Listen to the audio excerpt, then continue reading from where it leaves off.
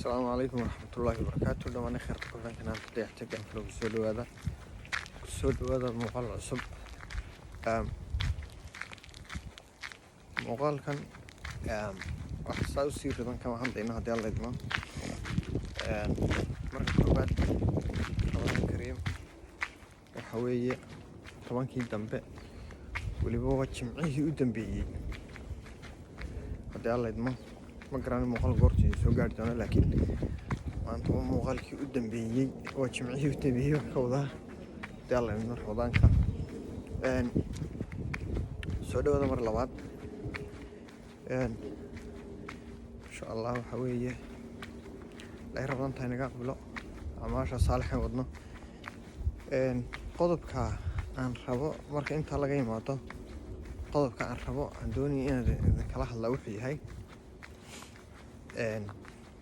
waxaan arkaa commentiga ku arkaa muuqaalada qof soo qoraya yani waxaan aad ka hadlayso iyo muuqaalka ama ciwaanka muuqaalka ku qoran iyo markaa la daawado muuqaalka isma laha inta badan way ka odhanayaan inkastoo aanay badnayn haddana waxa weeye way dhacdaayo waan arkay dhowr mar baan arkay marka waxaan idiin sheegayaa waxay tahay inta u badan wax aanan soo tijaabinin ama aanan anigu marka hore soo eegin ma idinla soo wadaago waa kow taasi garamaayo dee sababaan idiin soo lugeynayo marka hore haddii aan wax dee magaranaysa aan macno lahayn aan idiin soo deynayo taasi waa taa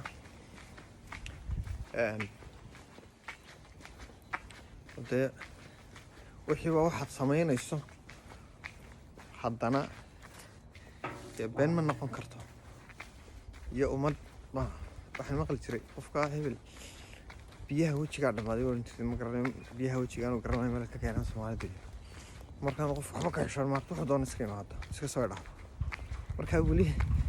biyahaasi way dhammaanin taa marka laga imaado waxa jirta anigu aan isleeyahay halkay wax iska qaban lahayihiin waxay tahay maanta markaynu ka hadlayno program ka soo qaad WhatsApp oo kale application kaya WhatsApp-ka waqtiga aan ka hadlayo xaaladdu waa xaalad taagan anigu ma yihiin ninkii lahaa shirkadeen application-ka ma yihiin marka application-kii dee update ba imanaya waa la update garaynayaa waxbaa lagu soo darayaa waxbaa laga jarayaa marka waxaa laga yaabaa waa xalka keliya inuu arkay waxaa laga yaabaa inay tahay update-kii waqtiga aan soo geliyay waxaa laga yaabaa inaad muuqaalka waqtigan soo geliyay inaad daawato oo kale waxa weeye 3 bilood kadib ama sanad kadib baad aragto ka odhe dee halkii ma taagnaanayo dee application-ku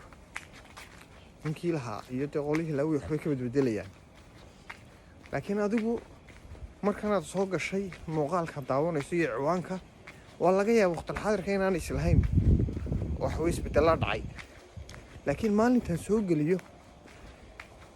ilaa update-ka ma garanaysaa laga bedelayo ama dhowr waxa dhaci karta update-ka koowaad ba inaan lagu bedelin 2-3 lagu bedelo inay imanayso taasi oo aad heli karto waqtiga aan maanta soo geliyo wax laga yaabaa bil kadib ama waxba dhici kartaba inagoo maanta oo kale soo gelinay 2-3 cisho kadib inay update cusub imaado oo gebigeediba la kala tuuro hawshii taasina wax suuragala marka waxaan jeclaysanaya inaad balsaa u fahantaan shirkaddu application-ka leh iyadaa bedelaysa shaygan waayo intaasoo fikiro ama yacnihii noocyo kala duwan oo cusub baa lasoo kordhinayaa kii hore wixii waa laga xiisa goynaya hadduu application intaa dhaafi waayey ama shirkad kala khadka kala baxaysa moogta marka waa in waxaa la sameeyaa u fiirso iminka muuqaaladan yarare la duubo Snapchat-ka ugu horreeyey safalayo waxay damceen qoladan leh Facebook inay iibsadaan way ka diideen. Instagram-kana markii hore waa koo iibsaday. Maxay sameeyeen systemkii uu lahaa ayay keeneen oo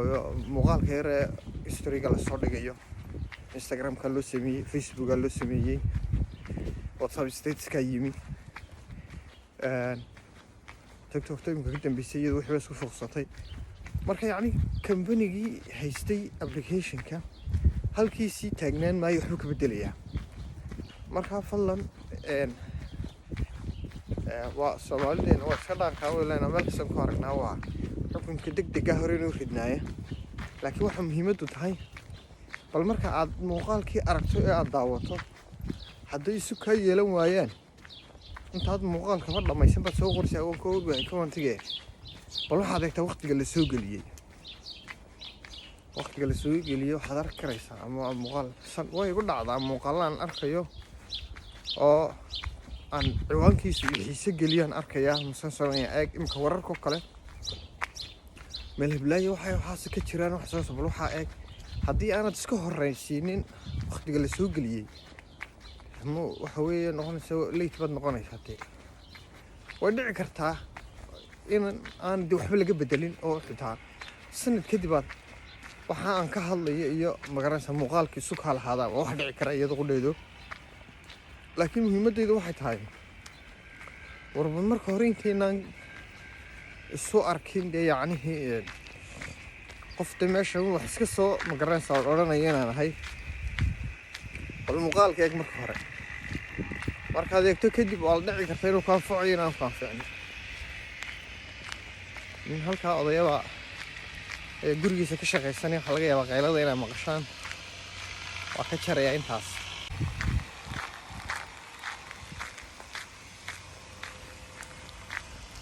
waxay hadda soo dhaafnay weelata odayga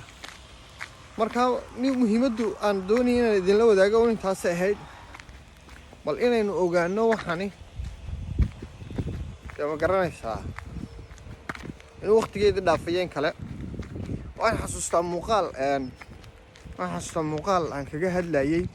Facebook history-ga waxa ku ogol yahay inaan aragteen 26 sekin buu ogol yahay in la soo dhigo